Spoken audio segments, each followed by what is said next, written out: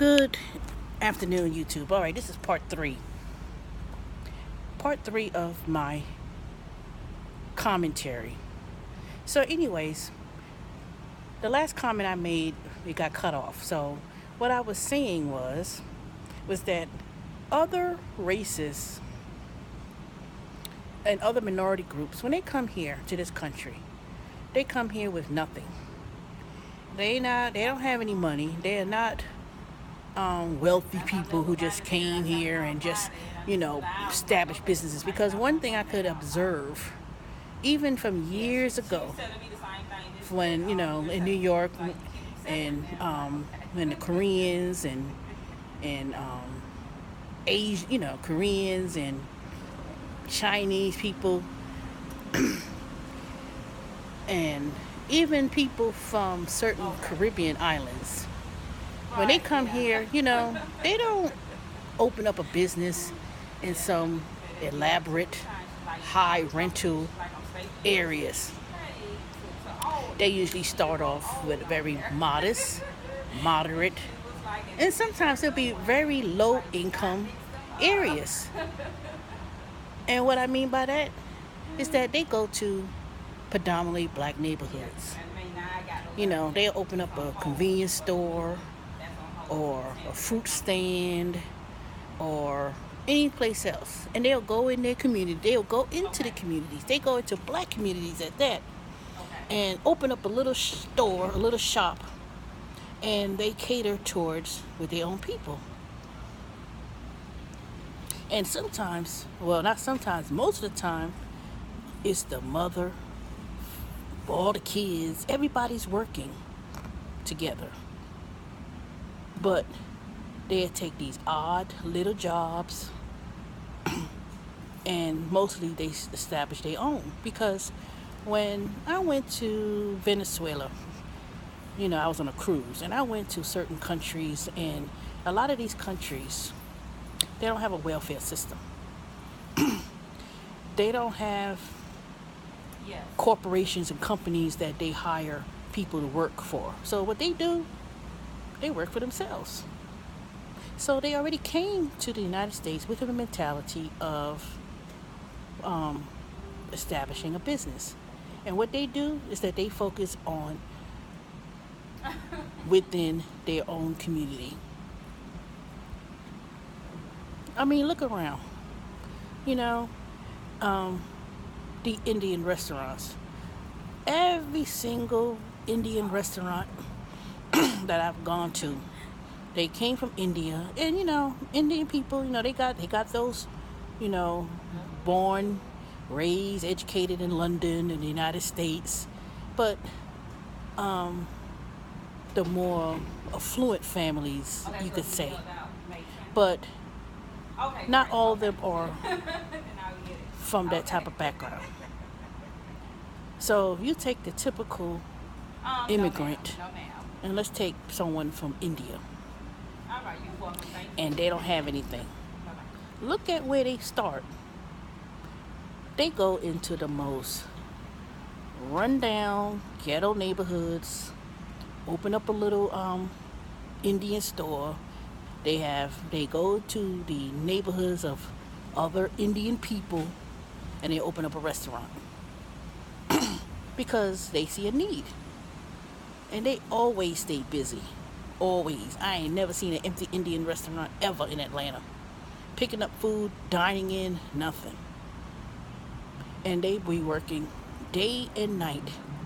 I go and do deliveries during the daytime, and then I do deliveries in the evening. It'll be the same person at that counter working. Now, I'm not saying black folks don't do that, because there are some black-owned restaurants, there are black-owned businesses here in Atlanta that strive to do well. But let me tell you, sometimes we focus too much on the wrong things. We want to floss, as some people say. They want to, they want to put in all this elaborate things that don't mean anything. And then when they say, well, I don't got no money, I'm broke, I can't get no money from the bank, I can't because of racism, blah, blah, blah, blah, blah, blah. Who ever says you need to go to a bank, open up and get a business loan and open up a business? You don't need to do that. You really don't. But see, we so basically focusing on wanting to be integrated and be accepted by a bunch of white folks that we often forget that we could, if we work together and stop trying to who could outdo who could outfloss who could you know, who got the next best Jordans and or whatever, you know, stupid stuff. I want to be a rapper, and then, you know, come on, let's go and kill this person because he disrespected me, you know, crazy stuff. But we sure love to sit there and put on, oh, it's white supremacists, oh, they the ones, and we need to quit. Stop it. Please stop it. I'll tell you one thing, white supremacy will always be here. It ain't going nowhere. So you know what? Rather than trying to fight a systematic thing that's been in existence for thousands of years, stop focusing on that and stop worrying about integrating and getting acceptance for a bunch of people who don't even accept you. And the worst thing about that is that these brand new immigrants who comes here from India, Mexicans, and all these other countries, they don't even respect black folks. And we built this country. You know, but they'll come in the neighborhood just the same. Sell you the hair, sell you the liquor, sell you some Swishers cigarettes, cigars, or whatever the hell it is. And we'll sit right up in there, run to get the hair sewn, weave in. And then we don't even know how to even price properly of a business. I have a friend, she's talking about she got her hair done. And she was there for, from 6 in the p.m. and didn't leave out that person's house, and she didn't finish until 3 o'clock in the morning. Like hell, I would be sitting down there, getting some sew-in or whatever the hell she was doing for that long length of time. I said, what the hell was she doing that long? That didn't make no sense. You know? Now, from a economic standpoint of view, okay, you doing that at the house. And I said, well, how much did she charge to do that? $100, $200, $100 or something. But you did it from 6 in the p.m. till 3, 4 o'clock in the morning. I said, is she doing other people's hair? I mean, really? No. I mean, come on. Businesses are established based on problems in which you can come up to a solution. And you know what? And that's what it is. All these immigrants and residents, they come and establish businesses because there was a problem and they establish a solution. You know? How do you think they got so many Indian restaurants, so many Indian businesses popping up all over, and particularly on Church Road and some parts of DeKalb, and certain businesses just pop up and they do well and they establish well because they found a need and they open it up. You know? They know, anyone knows, and that's what my business is going to be. I'm not going to mention it there on YouTube because sometimes you have to keep things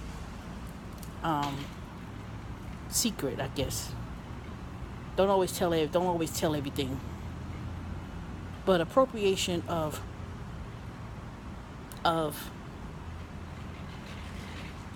taking advantage. Not so much take advantage of it. I don't want to say take advantage. Put it this way. All other races, Asian,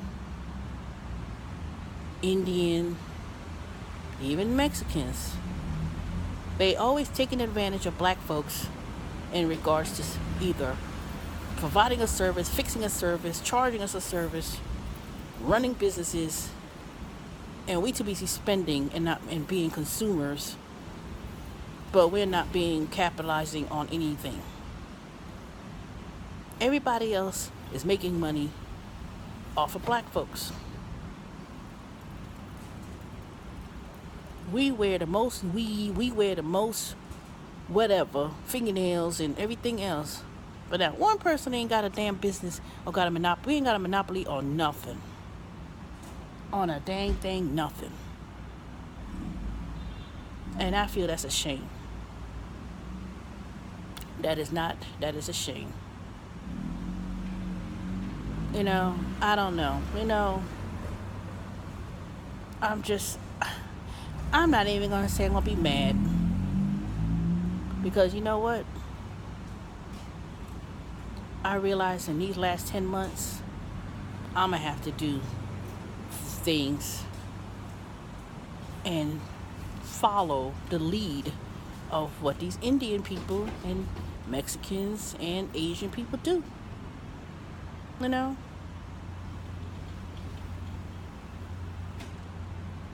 Rather than me focusing on trying to market to black folks, maybe I need to market to Mexicans and other people.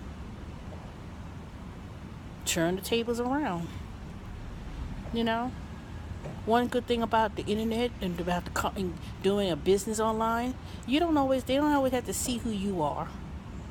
You could write, no one has to ever see you. You don't ever see color online unless you put your picture up there and you put your whole business up there in your profile. But sometimes you have to kind of think outside of the box. And that's what I need to start doing.